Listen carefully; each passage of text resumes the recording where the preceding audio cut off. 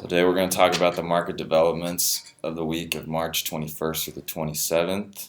My name's Jake. We've got Ashley, Christian, and Drew in here. So first we'll talk about the market overview. There was over 300,000 jobs added in the month of February. Unemployment has never been lower since the start of this millennium. Stocks have increased at the beginning of this week due to the trade tension that has eased with China. There was a large decline in all markets last week due to the tensions, but as of Monday, U.S. and China are working to make their markets more available with one another. Facebook's been under a lot of fire over the past week due to their data breach, and Microsoft could reach a $1 trillion market cap due to their new cloud-based software. So we have the three major North American market indices. As you can see, there was quite a big decline over Thursday and Friday, and that was due to the trade tensions. And then on Monday, there was a bounce back. In accounting and tax developments, a federal spending bill made it through Congress, laying out funding for the IRS. It also lays out changes to how large partnership audits are conducted, and the bill implements an average income test for the low-income housing credit, and also makes various other changes to several other pieces of tax legislation. The AICPA laid out several non-authoritative pieces of guidance regarding payroll audits and a technical question and answer to help statement preparers deal with previous tax underpayments. The Supreme Court came down with a decision regarding individuals charged with obstruction of the IRS and decided that a guilty verdict can only be assessed if the defendant was aware of the charge. So here we'll go back to the world stock market. Just a brief overview. This has all of the major indices across the world. As you can see, all of the North American indices are on the rise due to the trade tensions that have decreased with China. You can also see that most of the Asian indices have also been increased, but the majority that are on the decline are all of the European ones, as well as Canada. They've been struggling just because they haven't been in this mix of large trade and the confusion of all of it. And then here's also the futures. Most of them have remained fairly stable over the recent months. There hasn't been much change. As you can see, there's only been 0.5% here and there, or even less. So don't expect too much to change with that as long as everything remains in consistency of what's going on right now.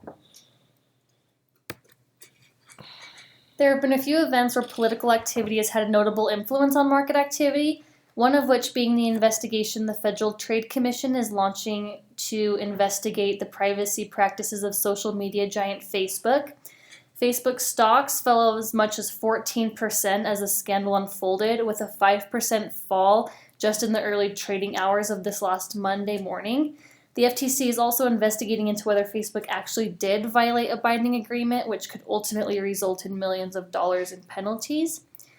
And also, the trade war initiated by Trump towards Chinese imports is heating up. President Donald Trump is gearing up to impose $50 billion in tariffs on China, intensifying a long-running dispute over unfair trade practices. These tariffs will be applied in such a way as to protect U.S. businesses and intellectual property considered crucial to the future of our economy. White House officials said that they would do that in part by taking their case to the World Trade Organization, the body that deals with the global rules of trade between nations.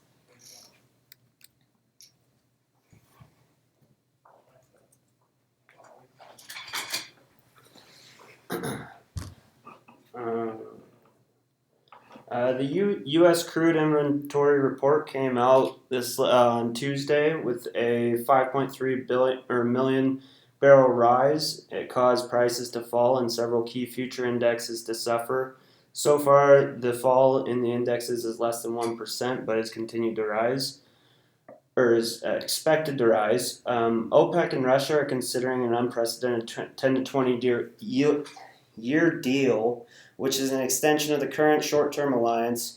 OPEC and Russia have been operating on short-term deals but look to take control over world crude supplies with the proposed alliance. Aluminum and steel markets are currently battling over control to supply the electric vehicle market with supplies, while gold investment has shown steady rise for 5 straight years now. according to a new report. According to China's state-run media, the country is also preparing a list of retaliatory tariffs against the U.S. imports to China.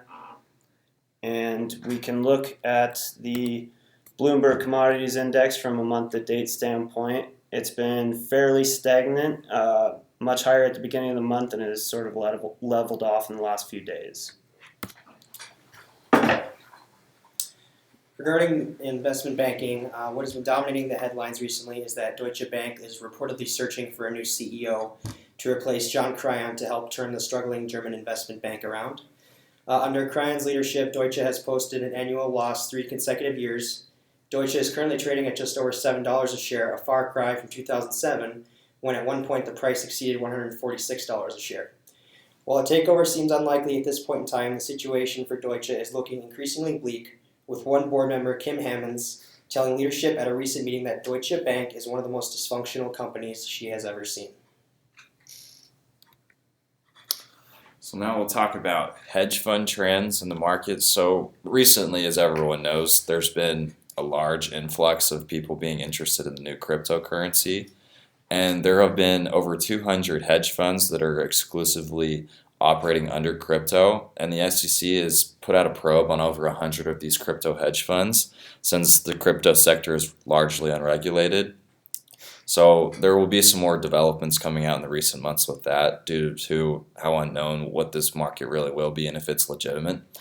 Also with liquidations and hedge funds, it's been the lowest since 2011. 784 closed out last year and cashed out, and over 1,000 closed out in 2016. But that number is lower than it's ever been in the past 8 years, and it expects to be that way as long as the market is consistent with what it's doing. And another thing that's really interesting with hedge funds recently is the SEC has been putting out all the data points for hedge funds, and a lot of hedge funds are actually copying what other hedge funds are doing because all they have to do is obtain the IP address of where they're doing their transactions, and then they can track that way.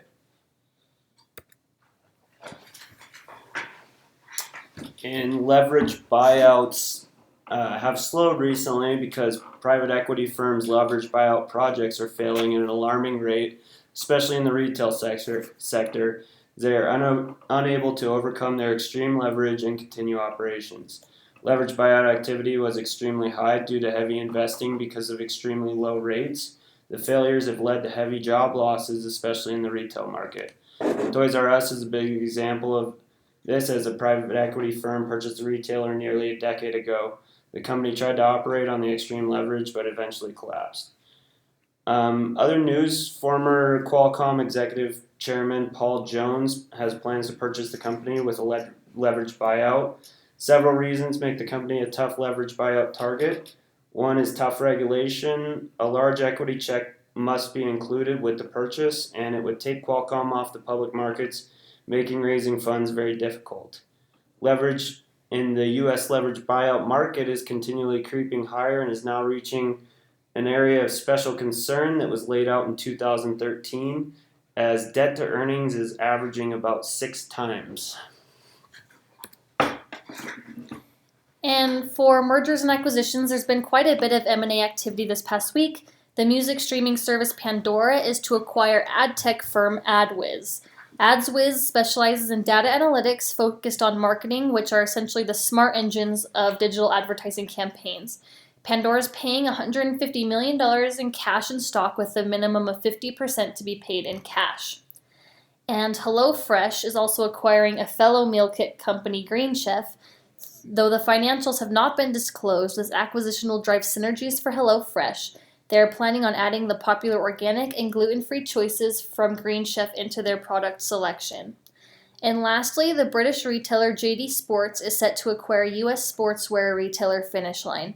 JD is paying a premium price of $13.50 per share, which is 28% higher than Finish Line's closing price on Friday, March 23rd. The deal is valued to be right around $558 million. A purchase of Finish Line, which operates concessions in Macy's department stores, would give JD a significant presence in the U.S. sports market after the UK company expanded into other European countries. Regarding recent financings, Ormat Technologies, one of the key providers of alternative and renewable energy technology throughout the world, announced it has secured a $100 million loan from Midgal Group, one of Israel's leading insurance companies and institutional investors. The loan has a fixed interest rate of 4.8% per annum and is payable semi-annually. Doron Blakar, Ormat's chief financial officer, was quoted as saying, "Ormat's financial strength and leadership position is giving us increased access to capital at attractive terms, enabling us to execute our long-term growth strategy." Also, ViewRay, an Ohio-based radiation therapy and imaging technologies company, announced it is raising nearly $60 million through equity financing. The deal involves the selling of nearly 9% of its common stock and warrants to Fosun International, a Chinese investment firm. The deal will raise Fosun's ownership stake in ViewRay to 18.4%, up from the current 9.9%. ViewRay has stated the proceeds will be used to support future R&D efforts as well as the ongoing commercialization of MR-IDEN linear accelerator technology, which is a radiation therapy system designed to address the key limitations of existing external beam radiation therapy technologies. These are our sources.